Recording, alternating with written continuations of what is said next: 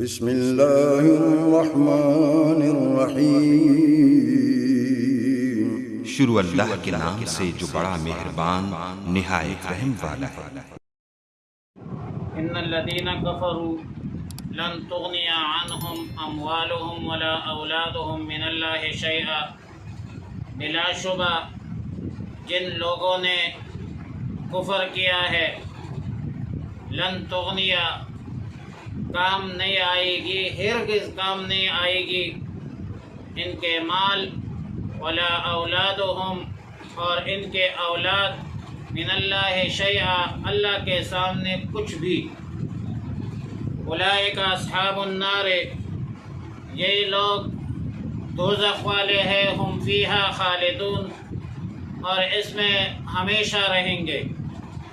مثل ما ينفقون فی هذه الحیات الدنیا، اس کے مثال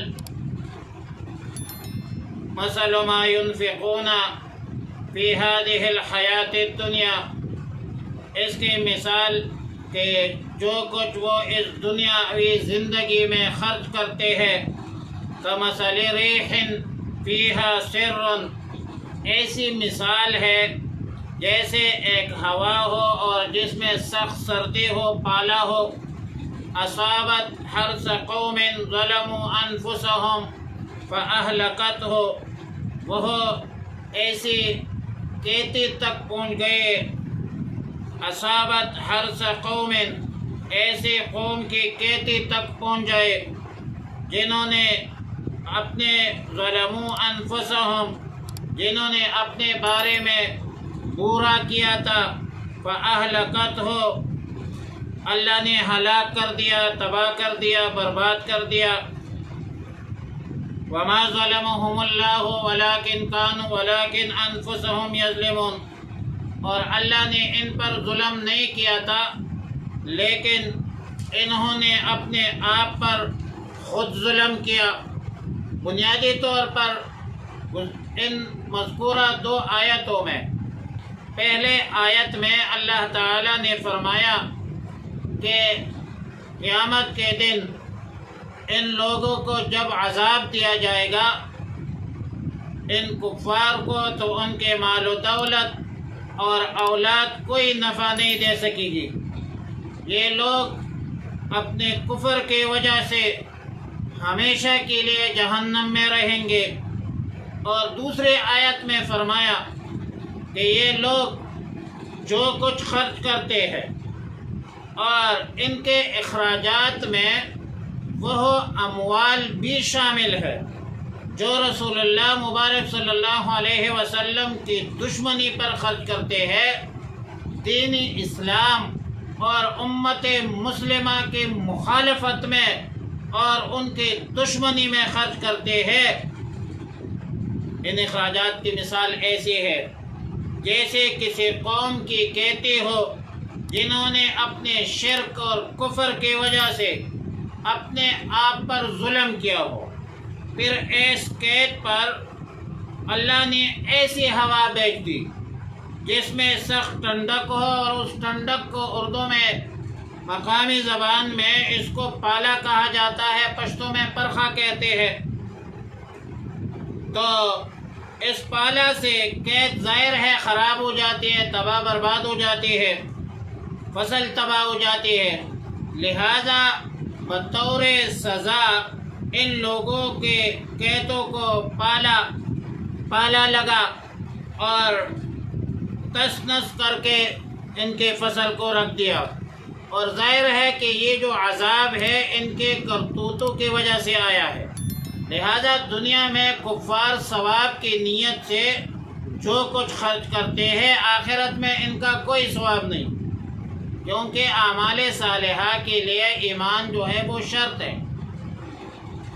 اور سورہ ابراہیم میں اللہ تعالیٰ نے فرمایا مثل الذین کفروا بربہم اعمالهم کرماد اشتدت به الريح في يوم عاصف لا يقدرون مما كسبوا على شيء ذلك هو الضلال البعید، مثال ان لوگوں کا جنہوں نے اپنے رب کے ساتھ کفر کیا ہے ایسی ہے جیسے کہیں راکھ پڑے ہو، اندھے کے دن سخت تیز ہوا ہو اور اس کو پھر اڑا دے اس راکھ کو، یہ لوگ قادر نہیں ہوں گے اپنے کمائی ہوئے پر کسی بھی چیز میں سے، اور یہ لوگ بہت دور کے گمراہی پر ہے۔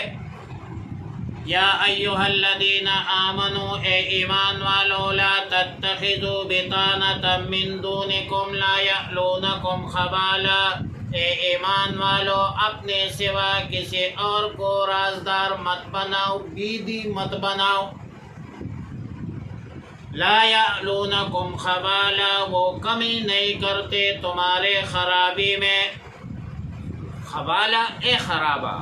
وَدُّوا مَا عَنِتُّمْ، ان کو وہ چیزیں پسند ہیں جنہیں تمہیں تکلیف ہو۔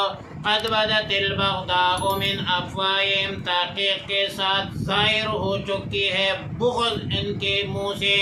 وَمَا تُخْفِي صُدُورُهُمْ أَكْبَرُ، اور جو کچھ ان کے سینے میں چھپی ہے وہ اس سے بڑھ کر ہے۔ قَدْ بَيَّنَّا لَكُمُ الْآيَاتِ إِن كُنتُمْ تَعْقِلُونَ، تحقیق کے ساتھ ہم نے بیان کر دی تمہارے لیے آیاتیں اگر تم عقل رکھتے ہو۔ آیات مذکورہ میں دشمنان اسلام کی دشمنی کا بطریقہ عتم اور واضح بیان ہے کہ یہ جو کفار ہے تمہارے دشمن ہے، یہود ہے، ان دشمنوں کو دشمن سمجھو۔ یا ایھا الذین آمنوا لا تتخذوا عدوی وعدوکم اولیاء، ان کو دوست مت بناؤ، ان کو اپنا راز مت بناؤ، اپنا راز مت بتاؤ، ورنہ یہ تمہارے بگاڑ اور خراب کرنے میں کسی قسم کا کسر نہیں چھوڑے گے۔ یا ایھا الذین آمنوا لا تتخذوا اليہود والنصارى اولیاء، اس یہود نصارہ کو دوست مت بناؤ۔ اور تاریخ گواہ ہے کہ جب بھی امت مسلمہ نے اللہ کے اس فرمان کو نظر انداز کیا تو مسلمانوں کو شکست ہوئی، مسلمانوں کو مار پڑے ہے۔ دشمنان اسلام مسلمانوں کے درمیان ایسے لوگوں کو ڈھونڈتے ہیں جو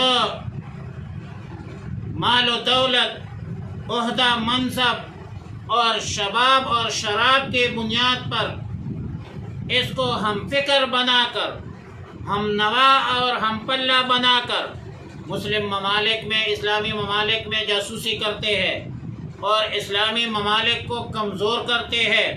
اس قسم کے لوگ باوجود اس کے کہ کلمہ گو ہوتے ہیں، لیکن یہ امت مسلمہ اور مسلمانوں کو نقصان پہنچانے والے ہوتے ہیں۔ الکفر ملت واحدہ، کفر ایک ملت ہے، ایک ملت، وہ ایک ہے، اندر سے یہ ایک ہے، یہ مسلمانوں کے دشمن ہے۔ فرمایا وَدُّوا مَا عَنِتُّمْ قَدْ بَدَتِ الْبَغْضَاءُ مِنْ أَفْوَاهِهِمْ، عالم کفر کو یہ پسند نہیں کہ مسلمانوں کو کوئی راحت ملے، کوئی سکون ملے، وہ تو چاہتے ہیں کہ تمہیں تکلیف پہنچے مسلمانوں کو۔ اور کشمیر کے مسلمانوں کو دیکھ لیجئے، فلسطین کے مسلمانوں کو دیکھ لیجئے، کتنی تکلیف میں ہے امت مسلمہ، لیکن اقوام متحدہ اور انسانی حقوق کے یہ علم بردار اور ٹھیکیدار، ان کو مسلمانوں پر ظلم و ستم نظر نہیں آتے، کیونکہ کشمیر میں مسلمان ہے، فلسطین میں مسلمان ہے اور چچنیا میں مسلمان ہے۔ اگر یہ کافر ہوتے تو پھر ان کے یہ تب نظر آتی۔ مسلمانوں کو تکلیف سے یہ ان لوگوں کو خوشی ہوتی ہے، اور کئی دفعہ قرآن کہتا ہے ان کے منہ سے مسلمانوں کے بارے میں بغض ظاہر ہو چکی ہے۔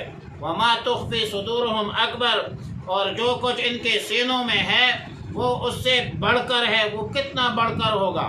اور آیات کے آخر میں مسلمانوں کو جھنجھوڑا کہ قد بینا لکم الآیات ان کنتم تعقلون، مسلمانوں اگر عقل رکھتے ہو ہم نے تمہارے لیے آیاتیں بیان کر دی، تمہیں ہدایت کر دی کہ ان کو اپنا بیدی مت بناؤ، اپنا رازدان مت بناؤ۔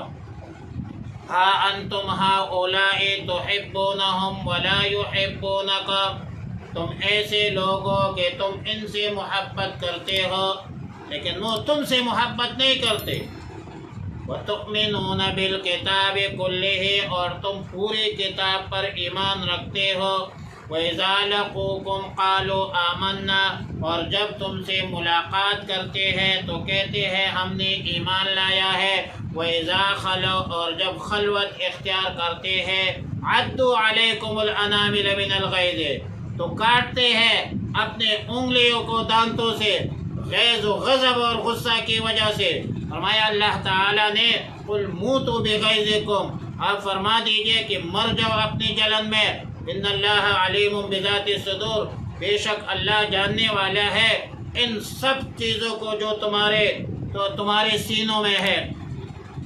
آیات مذکورہ میں مسلمانوں کی غفلت پر ایک قسم سرزنش ہے کہ اے مسلمانوں تم تو دشمنوں کے ساتھ بھی محبت کرتے ہو، دشمنوں کے ساتھ بھی پیار و محبت کا برتاؤ کرتے ہو، لیکن وہ تمہیں پسند نہیں کرتے، وہ تمہیں پسند نہیں کرتے. مسلمانوں تم تو ایمان پورے کتابوں پر لاتے ہو، تمام انبیاء علیہ السلام پر ایمان لاتے ہو، تمام فرشتوں پر ایمان لاتے ہو، لیکن یہ یہود قرآن کو بھی تسلیم نہیں کرتے. نبی آخر الزمان رحمت للعالمین کو بھی برحق پیغمبر تسلیم نہیں کرتے. ان یہودی اور نصرانیوں میں منافقت اور نفاق بے تحاشا ہے، بے تحاشا حسد ہے کہ مسلمان کیسے آگے بڑھ رہے ہیں، مسلمان کیوں طاقتور بن رہے ہیں. تو اللہ تعالیٰ نے فرمایا قُلْ مُوتُوا بِغَيْظِكُمْ فرمایا کہ مر جاؤ اپنے غصے کے جلن میں مر جاؤ، اور انشاءاللہ اسلام زندہ اور تابندہ رہے گا. اسلام کا کلمہ اور جھنڈا بلند ہوگا اور اسلام غالب آئے گا، اور انشاءاللہ جلد اسلام غالب آئے گا. پھر آیت کے آخر میں فرمایا کہ ان اللہ علیم بذات الصدور اللہ تعالیٰ سینوں کے باتوں کو بھی جانتا ہے جو تمہارے دلوں میں. اور اللہ تعالیٰ نے قرآن میں تمہارے کفر، شرک، عناد، حسد یہ مسلمانوں پر واضح کر دیا ہے، مسلمانوں کو مطلع فرمایا ہے کہ یہ تمہارے دوست نہیں بن سکتے. ان تمسسکم حسنۃ تسؤہم اگر تمہیں کوئی اچھی حالت پہنچ جائے، تمہیں کوئی اچھی چیز مل جائے، فتح نصرت مل جائے، معیشت طاقتور ہو جائے، اگر تمہیں ایٹمی طاقت بن جائے تو تسؤہم ان کو تکلیف ہوتی ہے. وَإِن تُصِبْكُمْ سَيِّئَةٌ يَفْرَحُوا بِهَا اور تمہیں کوئی تکلیف پہنچے، بری حالت پہنچے تو یہ یہود، ہنود اور نصارہ عیسائی خوش ہوتے ہیں. وَإِن تَصْبِرُوا وَتَتَّقُوا لَا يَضُرُّكُمْ كَيْدُهُمْ شَيْئًا اگر آپ لوگ صبر کریں گے، استقامت کریں گے، تقوی اختیار کریں گے تو ان کی مکاری تمہیں کوئی ضرر نہیں دے سکے گی. ان اللہ بما یعملون محیط بے شک اللہ رب العالمین ان کے اعمال کا احاطہ فرمائے گا. دراصل یہود مسلمانوں کے خوشی نہیں دیکھ سکتے، ان کے مکاریاں، دسیسکاریاں ابھی تک امت مسلمہ مسلمانوں کے ساتھ ابھی تک جاری ہے. مسجد، مدرسہ، داڑھی پگڑی کے خلاف جتنے بھی پروپیگنڈے کر رہے ہیں، دین اسلام کے ایک ایک حکم کے خلاف، رسول اللہ صلی اللہ علیہ وسلم کی حرمت اور عزت کے خلاف کتنے پلاننگ کرتے ہیں. اور ظاہر ہے کہ یہ جو عیسائی ریاست ہے ان میں یہودیوں کا بھی کچھ عمل دخل تو ہے، ظاہر ہے سازشی عناصر ہے. اس وجہ سے یہ عیسائی ریاستوں کو مسلمانوں کے خلاف بھی استعمال کرتے ہیں، مسلم ممالک کے خلاف بھی سازشیں کرتے ہیں. اور لیکن ان حالات میں مسلمانوں کو صبر، استقامت، تقوی کی ترغیب دی گئی کہ ان یہود کے مکاری تمہارے کچھ نہیں کر سکتے، تم تقوی اختیار کرو، اللہ کے بندے بن جاؤ، اللہ سے ہونے کا یقین اپنے دل میں پیدا کرو. اور آخر میں فرمایا کہ مسلمانوں اللہ تمہارے دشمنوں کے چالوں سے باخبر ہے. اللہ رب العالمین اپنے حکمت اور اپنے مشیت کے مطابق ضرور بھی ضرور ان کو سزا دے گا اور اسلام غالب آئے گا۔